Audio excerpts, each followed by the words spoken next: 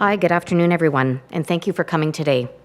I'm Deputy Chief Loren Pogue of Community Safety Command, and I'm here to talk about a very busy weekend we have ahead of us, and want to let everybody know that we expect large-scale demonstrations. The public will continue to notice an increased police presence in and around demonstration areas and neighborhoods across our city. Again, while the Toronto Police Service will be present to ensure lawful demonstrations, we want to be very clear. We will not tolerate any intimidation, any harassment, or any hate-motivated behavior aimed at specific communities in our city.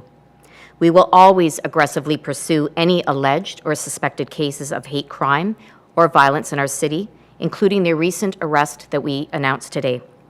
We continue to encourage citizens to report any allegations of these crimes to police for further investigation.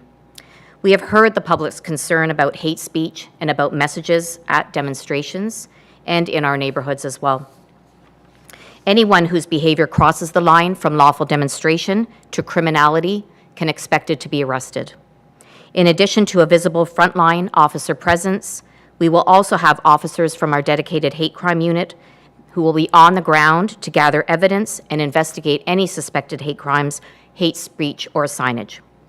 It is important to remember that just because someone is not issued a charge at the time does not mean that they cannot be arrested at a later date, and I think today's press release was an example of that. Officers will continue to investigate and will pursue those responsible for any hate.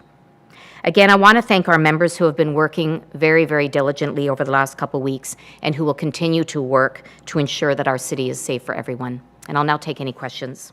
What are these large-scale demonstrations? Can you be specific who's organizing them and where they're taking place? We have many demonstrations occurring across the city, and they are both pro-Palestinian and pro-Israel demonstrations that are occurring on Saturday and Sunday. The arrest that was made today, the enrichment incident, can you explain? Everything that I can share is already in the press release. I think one of the things that wasn't spoken about directly in the news release today was that the signage that was being removed were posters. Were they free hostage posters? I don't have the specific details on that. The investigation is still ongoing. There seems to be a lot of confusion between, what is hate crime? What is hate crime? What is free speech? What is hate speech? At a rally, what will police actually be looking for? Well, we will be looking for things that actually do constitute hate speech, signage as well, propaganda, and we've spoken about this before. It is complex, and it does require some consultation with the Ministry of the Attorney General as well. But as a police service, we've put a number of things in place as things have been escalating. We've enhanced our hate crime investigators, the enhancement of our unit itself, and we are trying to streamline reporting as well, and really just encouraging a lot of people who may not have reported before to please come forward. We know that hate crime is underreported, and our officers are immediately gathering that evidence, commencing investigation, working with our specialized hate crime investigators, and consulting with the ministry to lay charges at the earliest opportunity, and also just to actually review the incident and determine whether in fact it does constitute hate. You spoke about events happening on Saturday and Sunday in multiple locations, but can you be a little more specific where officers will be concentrating their efforts? Like, is this just scattered at spots across the city, or is there a main one like around Queen's Park, or where will the majority of officers be focusing their attention?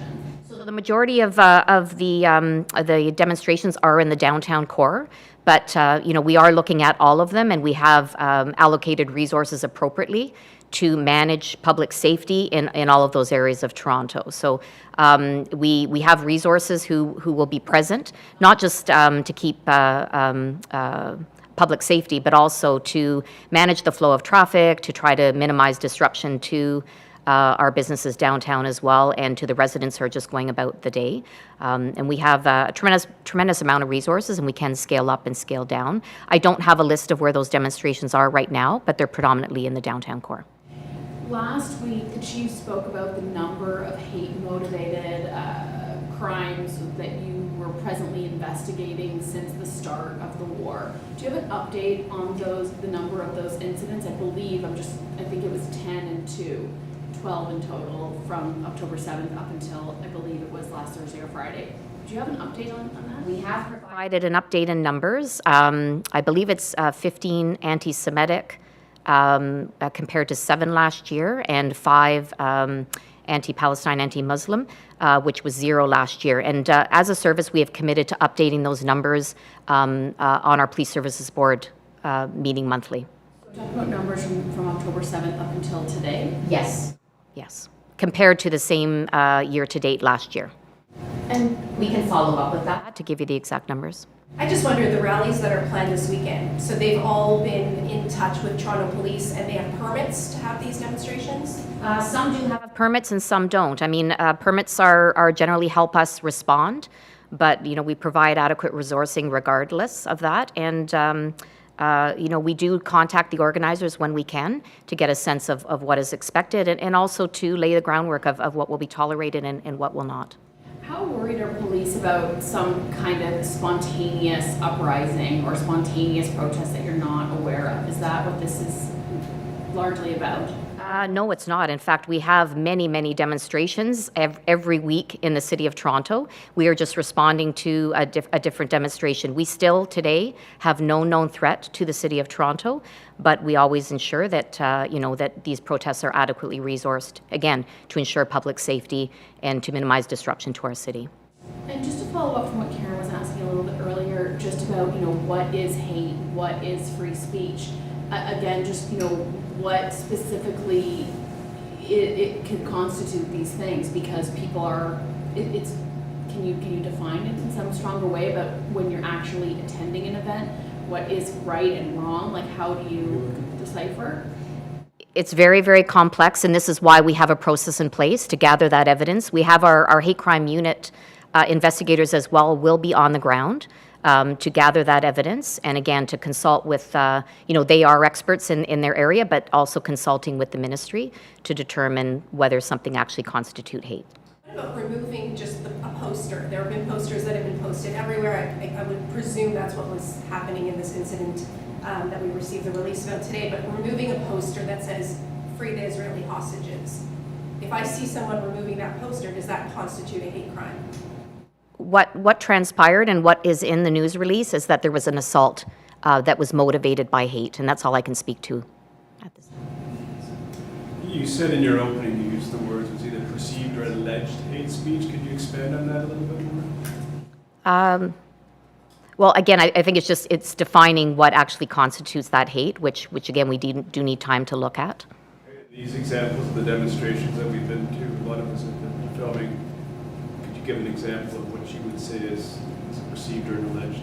I can't give specific examples. Again, I've explained the process that we do go through. I can share with you that we haven't actually laid any charges motivated by hate at a demonstration. There are rumors that Hamas supporters may be driving through Jewish neighborhoods this weekend. Are you aware of those, and do you have a plan in place for that? Yes, we are very aware of that circulating online.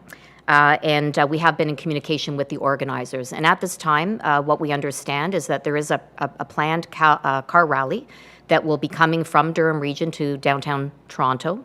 And I know there was a concern about these people in the cars driving through specific neighborhoods.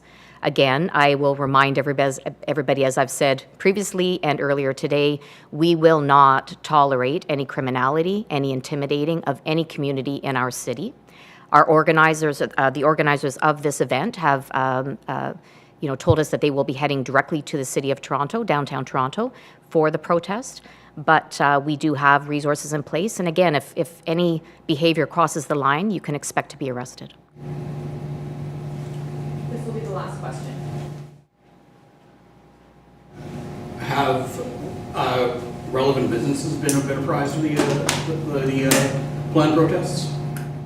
Well, our planners do work with and notify surrounding businesses as well, but certainly when we do respond, our goal is not just public safety, but also minimizing disruption to businesses, recognizing that certainly people have to go about their daily activities. I was thinking like the Landwehr incident, where they were protesting outside a Jewish-owned restaurant. I can't speak to that specifically. Okay. Yeah. Thank you. Deputy Chief. Thanks, everyone. Have a good day.